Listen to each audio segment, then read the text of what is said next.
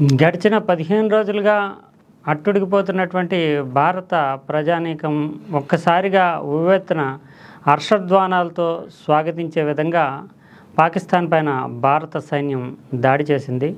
త్రివిధ దళాల సంయుక్త ఆధ్వర్యంలో జరిగినటువంటి ఈ దాడిలో భారత్ పాకిస్తాన్ మీద అంటే ప్రత్యేకించి ఉగ్రవాద ముఠాల మీద చావు దెబ్బతీసే విధంగా 9 ప్రాంతాల్లో దాడి చేయడము, ఇందులో 4 ప్రాంతాలు పూర్తి స్థాయిలో పాక్ టెరిటరీ అంటే పాక్ ప్రాదేశిక ప్రాంతంలోకి వచ్చేటటువంటి నగరాలు, ప్రత్యేకించి లాహోర్ సమీపంలో కావచ్చు, ముజఫరాబాద్ కావచ్చు, కోహ్లీ కావచ్చు, బావల్పూర్ కావచ్చు, ఇలాంటి ప్రాంతాల్లో దాడి చేయడము, పాక్ ఆక్యుపైడ్ కాశ్మీర్లో 5 ప్రాంతాలపైన దాడి చేయడం, మొత్తం 9 ప్రాంతాలపై దాడి చేసి ఈ దాడిలో దాదాపు 100 మంది ఉగ్రవాద ముఠాలకు చెందినటువంటి వాళ్ళు మరణించారంటూ సమాచారం అందుతోంది. ఇది భారతదేశం ఆఫ్టర్ 1971 తర్వాత పాకిస్తాన్ మీద చేసినటువంటి అతిపెద్ద దాడిగా చెప్పాల్సి ఉంటుంది.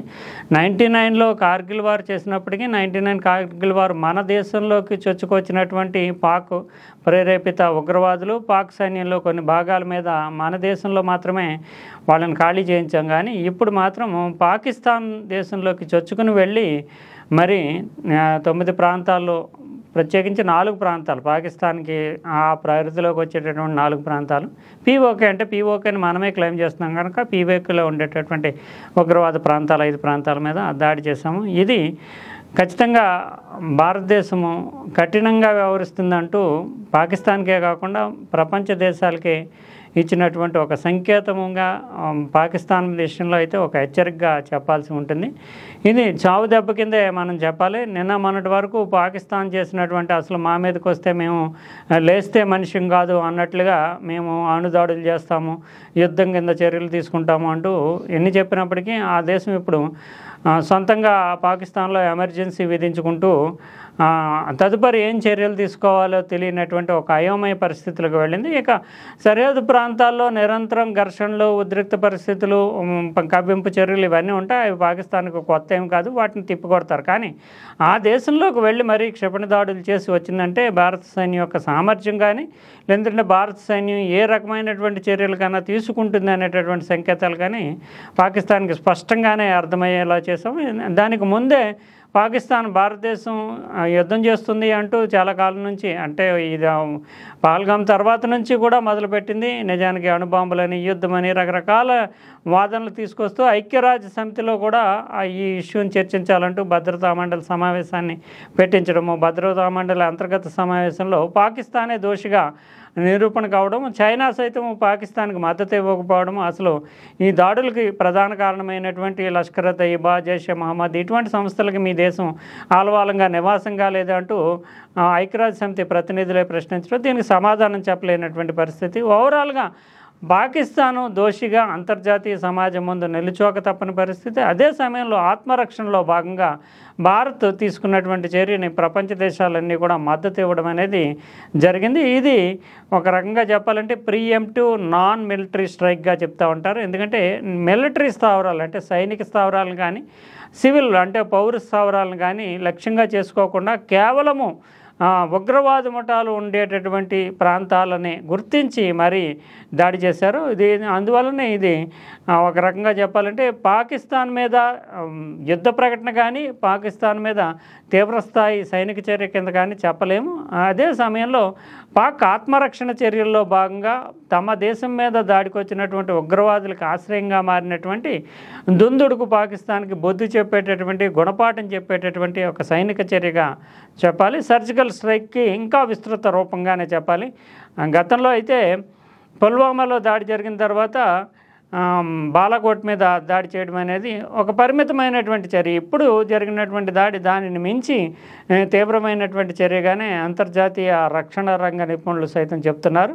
ఇంకా నష్టానికి సంబంధించి పాకిస్తాన్ ఇప్పుడు ఒక రకమైనటువంటి బాధిత దేశ ముద్రను వేయించుకోవడానికి పౌరులు చనిపోయారని చెప్తున్నారు. కానీ ఉగ్రవాద మోకల లక్ష్యంగానే ఇది జరిగింది. ప్రత్యేకించి లష్కర్ తయ్యబా, జైషే మహమ్మద్ ప్రధాన కేంద్రాల మీద దాడులు చేశారనేది భారతదేశం అందిస్తున్నటువంటి సమాచారం. దీని పట్ల ముఖ్యంగా సంయమనం పాటించాలి. ఇరు దేశాలు పరస్పరం సహకరించుకుంటూ శాంతిపూర్వకమైనటువంటి దిశలో చర్యలు తీసుకోవాలంటూ చైనా వంటి దేశాలు, అమెరికా వంటి దేశాలు చెప్తున్నప్పటికీ ఈ చర్యను మాత్రం ఎవరు ఖండించట్లేదు. ఈ చర్య ఆత్మరక్షణలో భాగంగానే చూస్తూ ఉన్నారు. ఇంకా ఇది ఎప్పటితోటి ఆగిపోదు, ఇంకా మున్ముందుకు వెళుతుంది అనేటటువంటి సంకేతాలను కూడా భారతదేశం ఇస్తుంది.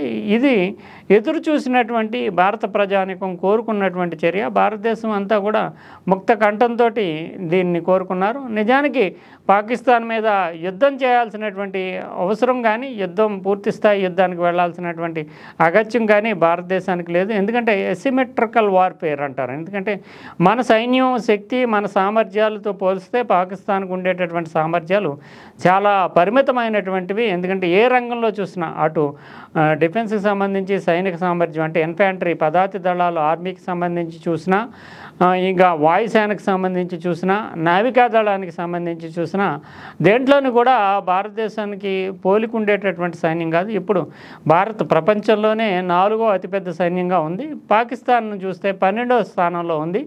అందులోని దాదాపు 3 వంతులు అంటే 3 రెట్లు పాక్ కంటే కూడా మనం బలోపేతమైనటువంటి శక్తిగా ఉన్నాము. ఆర్థిక శక్తిగా కూడా భారతదేశము అసలు పాకిస్తాన్ మన వైపు కన్నెత్తి చూసేటటువంటి పరిస్థితి లేదు. ఇప్పుడు పాక్ రోజువారీ వ్యవహారాలు నడుపుకోవడానికి, ఆ దేశ ప్రజల్ని రోజువారీ పోషించడానికి కూడా విదేశీ సాయం అంటే IMF వంటి సంస్థలు సాయం చేస్తే మాత్రమే తాము ముందుకెళ్ళేటటువంటి పరిస్థితిలో, అతి దీనమైనటువంటి భిక్షాపాత్ర పట్టుకుని తిరుగుతున్నటువంటి పరిస్థితిలో పాకిస్తాన్ ఉంది. అందువల్ల భారత్తో నేరుగా తలపడేటటువంటి సైనిక సామర్థ్యం, శక్తి ఆ దేశానికి లేదు. అంతర్గతంగా ఆ దేశం అనేక రకాలైనటువంటి సంక్షోభాలు, బలూచిస్తాన్లో తిరుగుబాటు వస్తుంది. ఇంకోవైపు పాక్ ఆక్యుపైడ్ కాశ్మీర్లోనే చాలామంది ఆ దేశం మీద తీవ్రమైనటువంటి నిరసన, అసంతృప్తి వ్యక్తం చేస్తున్నారు. ఈ స్థితిలో భారతదేశం పాకిస్తాన్ మీద నేరుగా యుద్ధం చేసి సింపతిని క్రియేట్ చేయడం కంటే అన్ని రకాలుగా ఆర్థికంగా వాణిజ్య సంబంధాలను తెంచేసుకున్నారు. ఇప్పటికే సింధు జలాల నిలిపివేయడంతో చాలా ప్రాంతాల్లో రానున్నటువంటి 2-3 సంవత్సరాల కాలంలో పాకిస్తాన్ తీవ్రమైనటువంటి ఇబ్బందులు ఎదుర్కోవాల్సి వస్తుంది. ఇంకా అంతర్జాతీయ ఆర్థిక సంస్థల నుంచి మద్దతు లేదంటే సహాయం లభించకుండా ఉగ్రవాద చర్యల్ని ప్రధానమైనటువంటి ప్రేరకంగా ఉంటుంది. ఉగ్రవాద చర్యలకి నిధులను మళ్లిస్తుంది.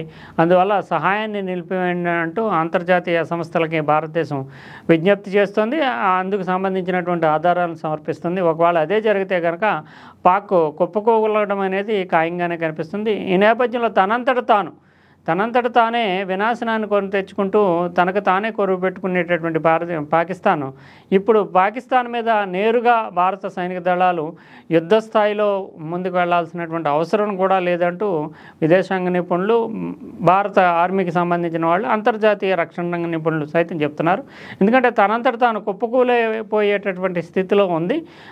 అదే సమయంలో ఈ దాడులు అనేటటువంటివి మాత్రం కొనసాగించడం వల్ల ఇంకా అంటే ఉగ్రవాద ముఠాలకి ఒక హెచ్చరిక, పాకిస్తాన్కి సైతము స్పష్టమైనటువంటి సంకేతం కనుక ఈ ద్వారా ఆపరేషన్ సింధూర్లోనే ఒక ఎమోషనల్ అంటే భారతదేశానికి ఉండేటటువంటి సెంటిమెంటల్ భావోద్వేగపూరితమైనటువంటి సంకేతాలను కూడా పంపించారు.